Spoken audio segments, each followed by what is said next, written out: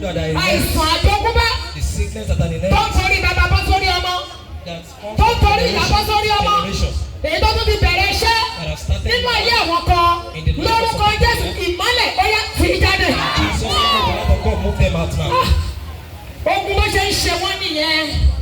What is happening in my family? Gbogbo ìran wọn ló máa ń ṣe.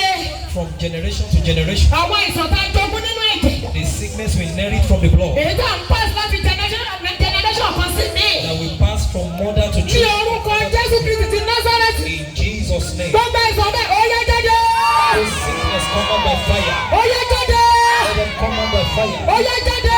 Let them come out by fire. Ó yá jáde. Let them come out by Ó fire. yá jáde. Let them come out by Àìsàn fire. ó yá jáde. Sickness come out. Gbogbo ìgbìmọ̀ òkùnkùn Every tí ẹ̀ ń ṣiṣẹ́ ìsìn. darkness that is walking Tí ẹ̀ ń ṣiṣẹ́ ìbí. is planting Nínú sickness. ayé ẹnikẹ́ni lórúkọ Jésù iná ó yá tó tún yín ká. Let the fire of God scatter you Ìgbìmọ̀ now. òkùnkùn nílé ìyá. The Ìgbìmọ̀ òkùnkùn nílé bàbá. in family, Ìgbìmọ̀ òkùnkùn ní àgbègbè. motherland, Ìgbìmọ̀ òkùnkùn ní ibi gbogbo. Tọ́lá mi lọ lórúkọ Jésù iná ó yá tú wọn ká. Ìmọ́lẹ̀ ó yá wọlé. Ìmọ́lẹ̀ wọlé. Ìmọ́lẹ̀ wọlé. Ìmọ́lẹ̀ wọlé. Ìmọ́lẹ̀ wọlé. Ìmọ́lẹ̀ wọlé. Gbé ní forúkọ Olúwa. glory be to Jesus in the highest. Wọ ìmọ́lẹ̀.